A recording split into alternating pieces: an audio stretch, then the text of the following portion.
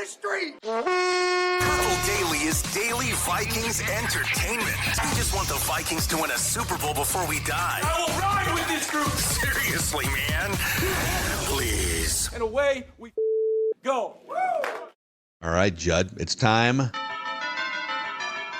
for NFL Takes, where we go outside the Vikings box here and open up the 32-team box that is the National Football League, and we deliver our NFL Takes on this Monday.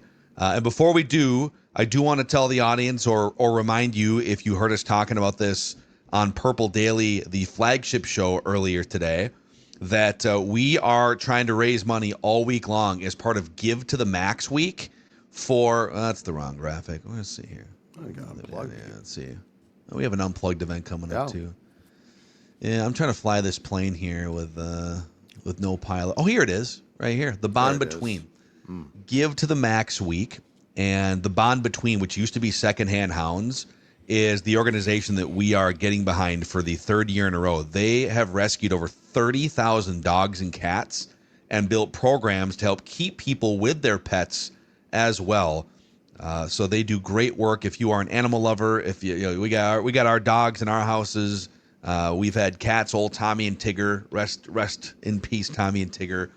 But if you have $5 or $500, we ask that you go to scorenorth.com/donate to make a donation. Scorenorth.com/donate.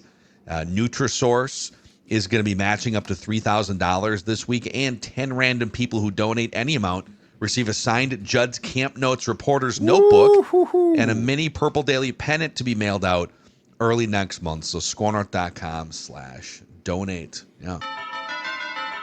Have you signed those yet, or you signing them? I signed I signed a bunch a couple of weeks ago. I wonder if they're going to end up there, or if I have to sign new ones. And I'm almost tempted. I think that Barney and Stella should sign them, not me. They should put their little paw print on them. Yeah, this is more about them. Like, believe me, I love pets and I love my dogs, but I mean, this is saving them. Yeah, and so I think it'd be very nice if not. I'd probably have to pay them, to be quite frank with you, but it'd be nice if they sign them.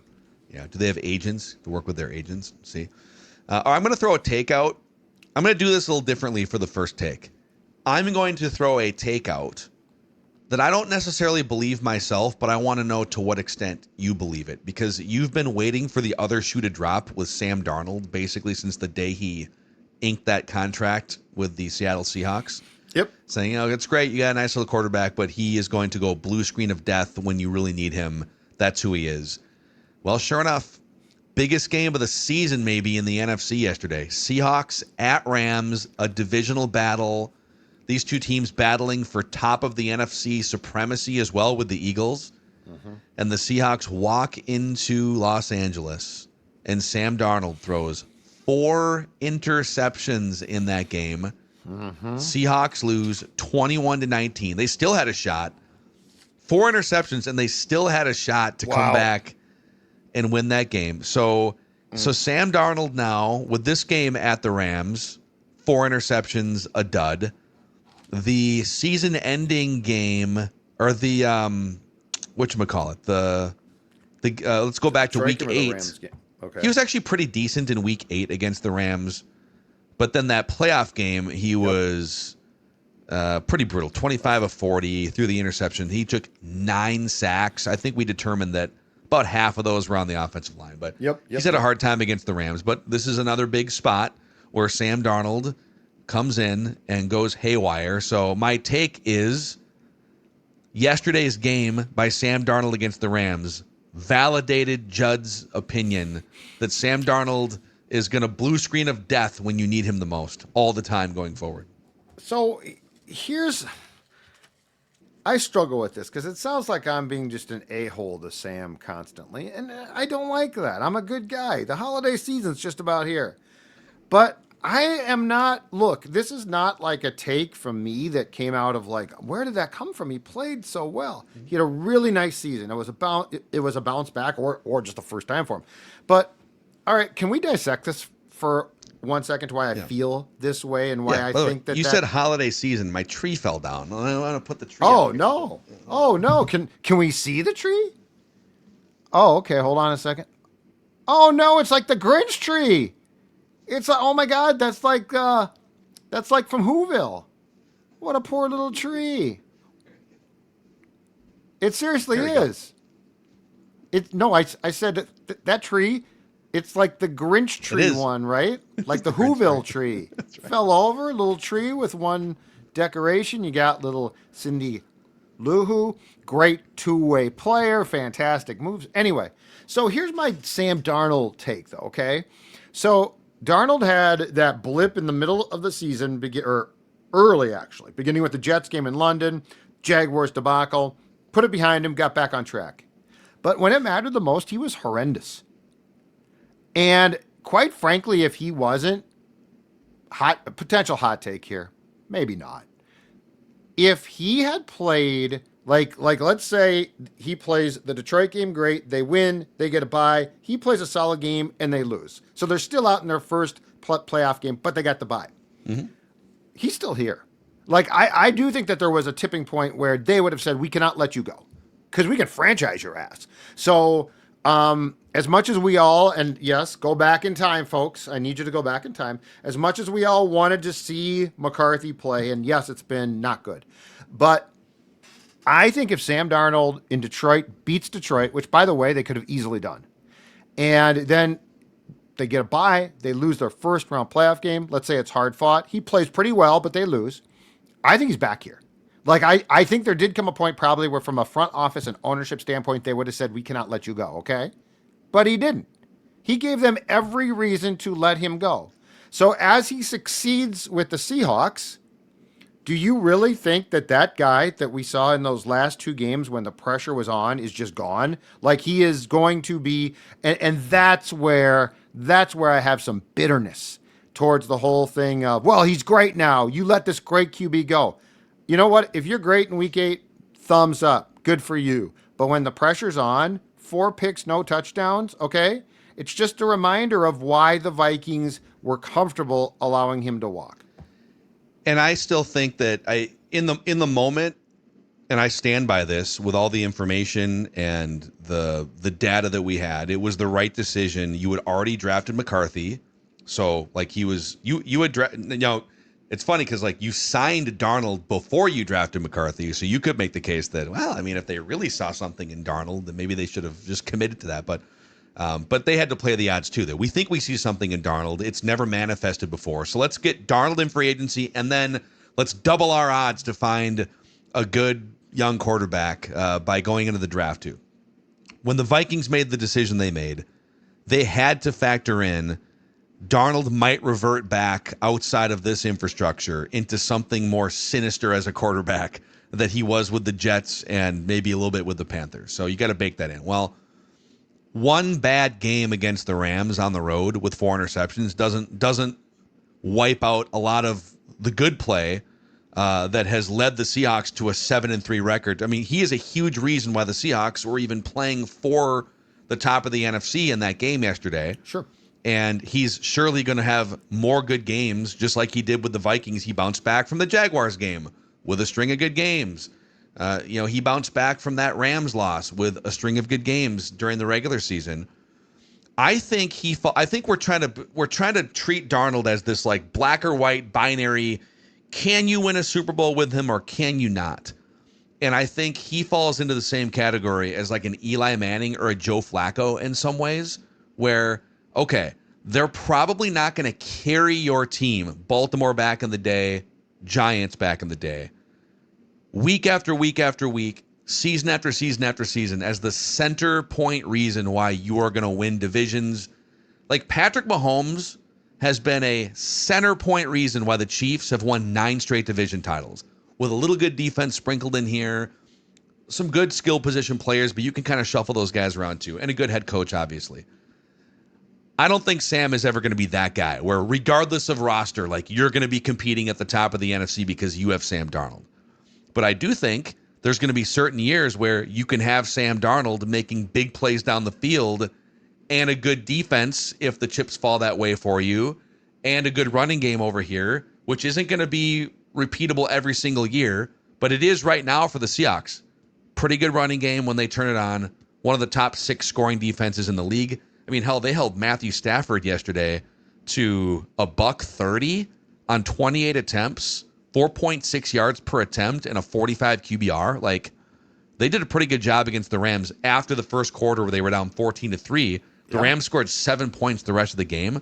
Yep. That Seahawks defense is real. So it kind of reminds me of like when Baltimore got into the tournament, 13 years ago, and Joe Flacco was not regarded as that guy, but could show it to you in flashes. Hey, Joe, can you get hot for a month and just hit plays down the field while the defense churns and burns? Yeah, he did once, and they won a Super Bowl. Eli Manning flipped that switch twice. Do I think there's a world in which Sam Darnold goes to the playoffs like 6 times in his career and one time flips that switch for 4 consecutive games and hits big plays down the field with a good defense behind him and wins a Super Bowl? I absolutely think that's possible. Yes. Maybe even this year with the Seahawks. I just think he shrinks. I think he shrinks. I think it's a gene. I think he has the shrinking gene. Like I've never you have to look long and hard to find a quarterback who has a really good season who does what he did against Detroit to me. Like that was an unforgivable just collapse. Like But, you can't. but Eli Manning did a lot of that too. Like Eli Manning, But not in the they're biggest- both kind of similar positions. Like, But he got through he actually excelled at times in the biggest games. at times, yeah. Right. But he also, dude, Eli Manning in the playoffs has also had some massive duds. But he got hot. If Eli Right. Manning wound up in the playoffs 6 times, Right. and he got super hot twice, and the defense also carried them. But he also, like in 2009, Eli Manning, they play a home playoff game against the Eagles and score 11 points. Eli Manning, no touchdowns, 2 interceptions, just an absolute crappy day. The first 2 times they went to the playoffs, home playoff game in 2006 against Carolina, they didn't score a point. They got beat 23-0. And then the next time they go at Philadelphia, it was the following season, and he throws a bad interception and they get beat by the Eagles again. So I'm just saying, like, you're saying if Sam Darnold goes to the playoffs 6 times, you're saying he blue screen of deaths 6 out of 6 times. I'm saying I think he's capable like 2 out of 6 times of getting white hot and carrying a team to a Super Bowl. You need to see it once. So like he has to do it. If he can do it, I'll believe it. But his problem is when things start to go wrong or the situation gets big right now, he melts. So like, can you prove that you don't melt? And he needs more than one. I think he deserves more than one trip to the playoffs before we determine that. Yeah, but it's like yesterday. He was, again, 4 picks. Like, what are we doing here? It's a lot of picks. Like, yes. And by the way, that's an important game, but that's not, I think he gets overwhelmed. I think at the end of the day, when the pressure is really on poor Sammy boy, he sees ghosts. Now, can he get past that? He has to this point seen a lot of ghosts. I don't know. I mean, perhaps he can. I hope he can. I wish the best. I don't think you do for hope him. he can. But there's a reason why he's gone from here too. Like we're all like, how could the Vikings let this guy go? It's like, well, did you watch the last 2 games, which I've seen before, and that's exactly right. Like I'm telling you, I think we might have criticized it. In fact, I think I probably would have in retrospect. But I think if he gets through that Detroit game, right, and he plays well, I mean, let's say they lose that game too, but let's say he plays really well. I think at some point in time, everyone would have said we have to, at the very least, franchise him. Like, he needs another chance here because he was so good. Unfortunately for him, he made their decision, as much as we second guess it now, or fans do, very easy, I think. Yeah, and so many different things had to happen. So going into that game, let's say going into, well, for sure the Rams game, but even going into the Lions game, it was kind of 50-50, I feel like, whether you would franchise him. Because if him playing poorly brought his value from like $50 million a year back into he probably lost $20 million a year in value out those last 2 games. We talked about that. Yeah, because there wasn't enough good behind it to carry you through. So, we'll see how the rest of his season plays out here. Sammy boy. All right. Fire away. All right, my take is this. Let's not start crowning everyone in the 2024 quarterback draft class other than J.J. McCarthy. The news from Atlanta is ominous, it's concerning, and unfortunately, it's not all that Surprising. Michael Penix suffered a potentially season-ending knee injury during Sunday's loss to the Carolina Panthers, sources told ESPN's Adam Schefter. Penix will seek a second opinion, but the problem here is this. This is the second knee injury Penix has dealt with this season. A bone bruise on his left knee kept him out of the Falcons game against the 49ers in Week 7. More concerning, in college, Penix had 4 season-ending injuries, including torn ACLs in 2018 and 2020. Now, just so it's very clear, I'm not throwing stones from a glass house. J.J. McCarthy has had problems staying on the field, okay? So this is not a, the Falcons screwed up and the Vikings did not. But this was the concern, and this was talked about going into the draft. Michael Penix has a great arm. He might just very well have bad knees, which is a big problem. And this is really bad news for a Falcons team that looked fantastic after a Monday night win against the Bills and has not won since then. It's really brutal for the Falcons right now. And then they weren't able to trade Cousins, so they weren't able to offload that contract any point in the last 6 months. So he comes in, all right, well, we're still paying this guy $45 million a year, and was a dud in that game. So the guy that they paid a bunch of money to is essentially physically washed. The guy that they jumped and well, not jumped, but like stretched maybe to draft to have 2 quarterbacks in the room, another season-ending knee injury, and then Raheem Morris just hasn't really worked out that well as a head coach and a leader here. So I wonder, could Atlanta at 3-7 here, Kirk's probably going to start the rest of the year for them, which, I guess if he gets some reps under his belt and he is healthy, maybe we do see something different and he resurrects another shot to start somewhere next year. But like, if he's cooked, they're probably going like 5-12 or 6-11 and drafting in the top 10. Would they just turn that whole thing over again? Would they literally just like fire coach? Would they clean out front office? They go might look for a new quarterback. It's kind of a crazy spot there in Atlanta right now. I'll say this now. That one-sided Vikings loss in Week 2 at home to the Falcons is looking worse and worse. Yeah. Their defense has been feisty at times, but it's a bad home loss. It's a really bad home loss. But that's it's too bad. But that is one that was, I think, a first guess. I mean, that's your Penix problem. Yeah. And I don't know, Phil, with his knee injury and surgery history, that he's ever going to be able to maintain his health there. How would you redraft the 2024 quarterback crop? In what order should those guys have gone now 2 years later? I would go Drake May 1. Like, he's special. Too. He's just special. I'd go Drake May 1. I would probably still go. I would go Caleb 2, Jaden 3, because the injury history on Jaden was out there as well. Yeah. And Caleb, look, I mean, he's far from perfect, but coming out of school, he still had talent. I mean, real talent. I mean, I guess Bo Nix would be next now, which I still struggle with.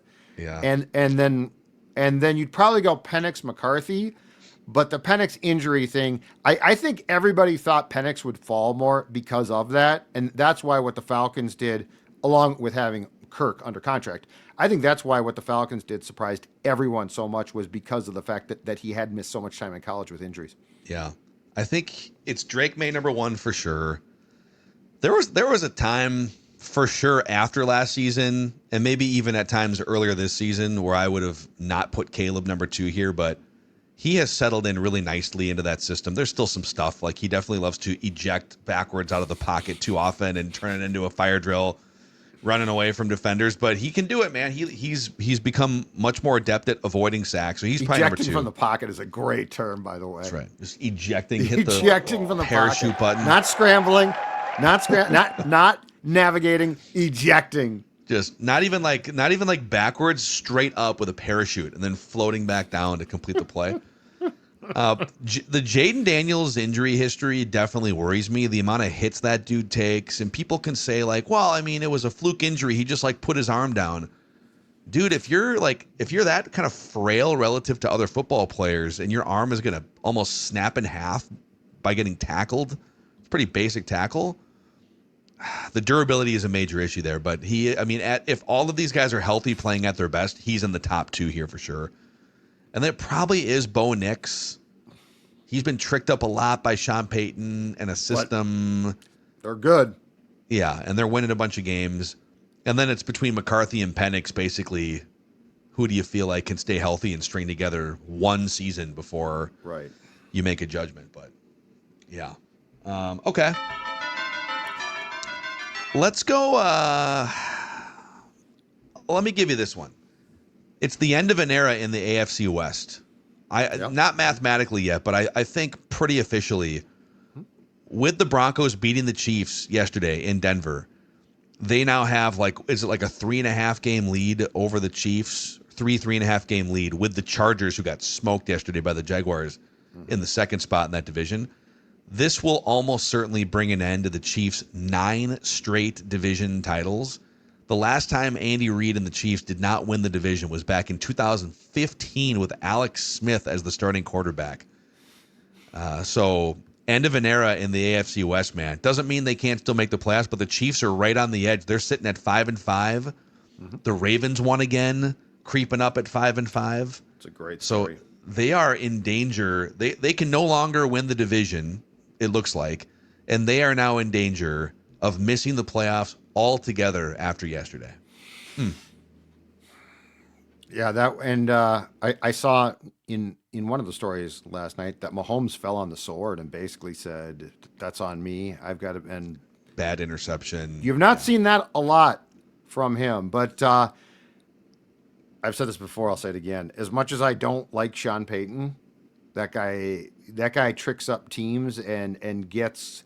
He's old school now because he's old, but like you talk about quarterback whisperers, Drew Brees was really good, but Drew Brees is not Drew Brees without Peyton. Yeah, and Drew, the Chargers punted on Drew because they're like, okay, he's okay, and Sean Payton took that guy and crafted him into his 100 percentile talent uptick or whatever you call it. Yep, it's in Denver. Yeah, Denver's defense might be the best defense in the NFL. There's a couple others that might chime in there, but when you've got a defense and you've got one of the best offensive scheming coaches in recent NFL history, and they got some other weapons too. If they wind up getting home field advantage, a bye in the first round, which if the playoffs start today, the Denver Broncos would be the number 1 seed, get a first round bye, and other teams would have to come play in either snow or altitude in the divisional and championship rounds. Yep. They could absolutely get to the Super Bowl at this point. They're not sexy. They're not like electrifying on offense. They do it in kind of a grinded out style. And then meanwhile, the Chiefs, so you think, all right, well, okay, just got to rattle off some wins here. It's the Chiefs, right? Okay, well, their next game is on Sunday against the Colts, who've been a juggernaut so far this year. Yep. They have to play at Dallas, short week Thanksgiving. So you're kind of dependent on health, but those Thanksgiving games are always kind of different, very coin flippy. And then you still have games against that Houston defense in week 14, the Chargers and the Broncos again. So they've got 7 games left. The Chiefs probably need to find 5 wins in 7 games to get to 10-7 and assure themselves a playoff spot. Oh boy! And if they lose to the Colts, they'll probably do it. But yeah, the only thing, if I was a Chiefs player or employee, the only thing about finally missing the playoffs that I would welcome is the potential for a somewhat normal schedule the next season. Yeah. They always have the most. You talk about tricked up. They always have the most tricked up schedule possible. Yeah, with A, the best opponents, B, yes, primetime games all over the place, and Christmas short Day weeks last coming off. year, a little Thanksgiving action. It's like, oh my God, just play on Sunday. And they get the Thanksgiving this year, they get the Christmas this year. So that second game against Denver is the short week Christmas game, which is crazy. Just back to the Vikings for a second off this. It's a leftover silver lining that we didn't get to is, you know what? If they do finish in last place, at least they get a breather on the schedule next year. They're going to get the last place schedule in 2026. And the draft pick, if you can get it right. Yeah, we'll start with get the draft pick, and then who is making the selection is the big question. But give me one more NFL. Off the field, shout out to Chris Boyd, the former Viking, in a very weird story. Was shot on at 2 a.m. I guess on Sunday. It was outside of a restaurant or a business on West 38th Street, New York, near 7th Avenue. He's 29 years old. He, I think, is on the Jets practice squad, and Chris Boyd played it for a while. Special teams guy, defensive back. But police investigating. They don't know yet a motive for the shooting. It's a really sad story. I think he was in really bad shape at first. It was nip and tuck for a while on Sunday. The report now is that he remains in critical but stable condition, so he has stabilized. That's good. But, I mean, just an awful story. Absolutely awful. Gosh, it's just, man, there's just been some bad stories around in the NFL. That is, so you said he's been upgraded, you said, to stable? Yeah, remain in critical but stable condition Monday. Okay. Yeah, there's just an awful story though. I saw some surveillance video from I think it was the ABC affiliate in New York that came out. So just a really crappy situation. Yeah, our thoughts to Chris Boyd, 29 years old. Yeah. We'll see if he can make it through the woods. But for more NFL stuff and takes, we'll be doing our Who's the Mike episode of O-Line Committee today, with former Vikings and longtime NFL offensive lineman Jeremiah Searles and Alex Boone, where we'll go through most of the games from yesterday. So check that out. And then, if you missed our hottest takes episode of Purple Daily, you can find that on the Purple Daily YouTube channel, Apple, and Spotify. For the Sports Dad, I'm Phil, and this was an NFL Takes edition of Purple Daily. See you guys.